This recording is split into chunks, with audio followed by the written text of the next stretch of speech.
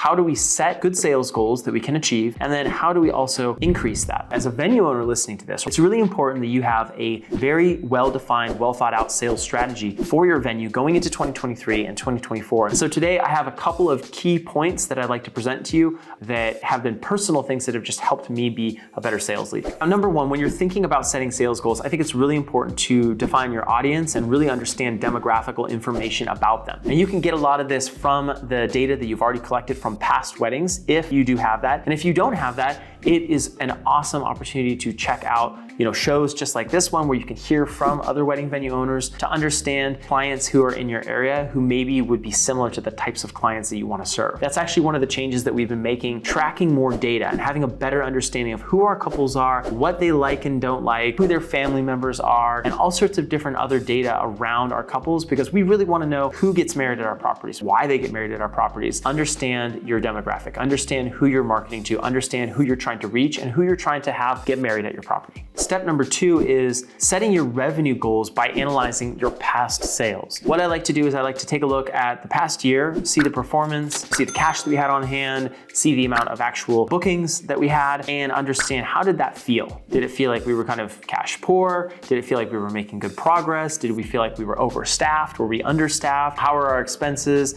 How is the profit coming in? What months were we a little bit weaker? What months were we a little bit stronger? I think by looking back, you can actually make much more informed decisions moving forward as you're setting the revenue goals. I like to understand my revenue goals and set the revenue goals based on a slightly higher number than we did last year, but taking into account anything new that you plan on doing. So for example, if you are adding a bar package, or if you're adding coordination services, or if you're adding any one of these different things, you need to have some sort of basis for understanding how much increased revenue is that going to give you, and then appropriately tack that onto the revenue goal that you set, because you don't want to have a goal that's too low that feels like it's not very challenging so that you don't really push towards it, but you also don't want to have such a high goal that feels unrealistic and feels like you may never achieve it. It's much better to pick something that is maybe 15%, maybe 30% higher than what you did last year, and all that is in context to what you did last year. Point number 3, you need to understand your inventory. To be able to set really good goals, you have to understand the inventory that you have remaining in 2023, if you do have that, and the inventory that you have going into 2024. And if you're booking for 2025, fantastic. But I know many of us, we're booking in a 6, 9, 12, 18-month window.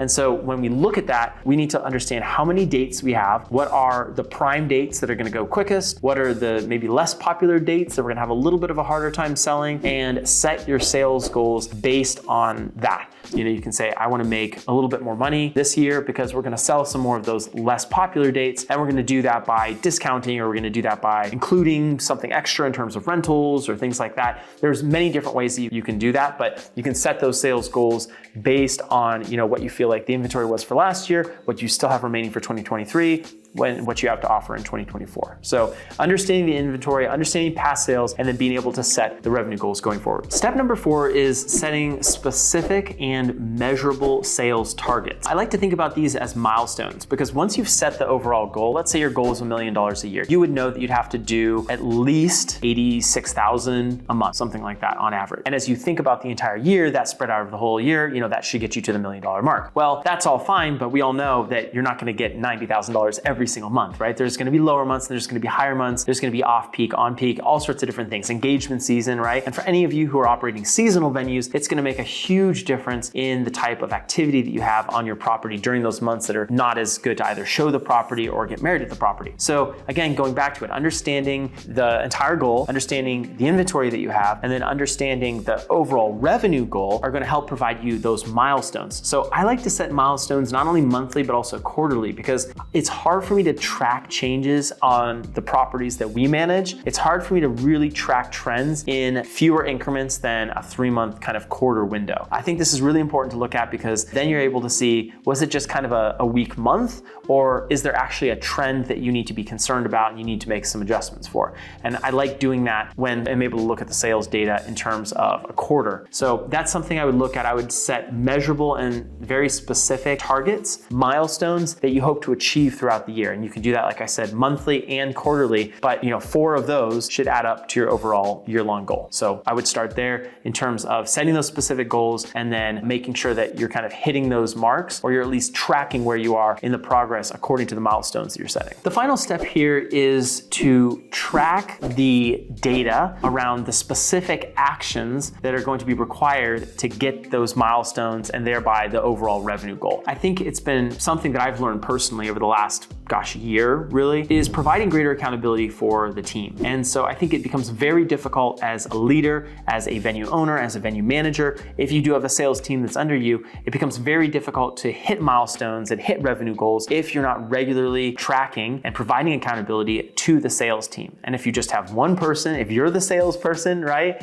you still need to have that accountability level, because if you're not inputting the daily actions that it's going to take to get your monthly numbers, which will build to your quarterly numbers and then your yearly numbers, you're really going to be way off the mark, and you're going to get a couple months in and realize you're already behind enough. You're going to start feeling discouraged. It's just not going to be as pleasant of an experience. So accountability is key, and making sure that you're getting data around tracking all of those activities. And you got to understand what those activities are. So it might be follow-ups, be increased marketing. It might be doing community events and things like that. But you've got to understand for your venue specifically and the type of venue that you run, whether it's a rural venue or something more in the city, urban, suburban, wherever, right? You need to understand what are the actions and activities that you're going to have on a daily or weekly basis that are going to contribute to the big goal. And you need to track that, and you need to have data around that. And then you need to provide the accountability. And so that could be accountability for yourself. That could be accountability for your team. Accountability comes in the form of checking in, it's texts, it's calls, it's meetings, not just meetings for the sake of meetings and like, hey, how are things going? But like, hey, based on the goals that we set, based on the milestones that we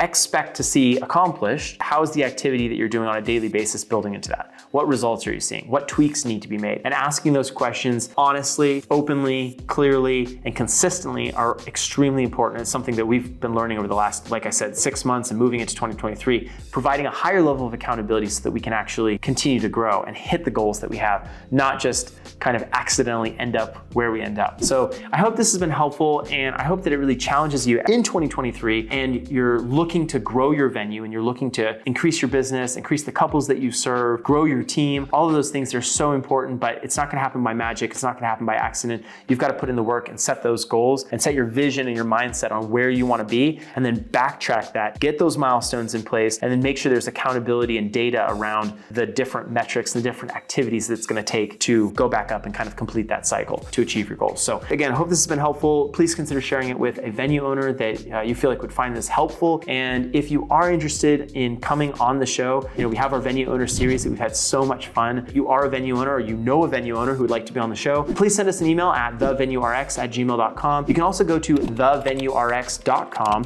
and we've got a whole website built out with all of our episodes and links to everything. And then you can also go and fill out a little form there as well that'll get you in touch with our team so you can come on the show. All right, that's it for today. We will see you in the next video. Good luck in 2023, accomplishing and crushing your sales goals.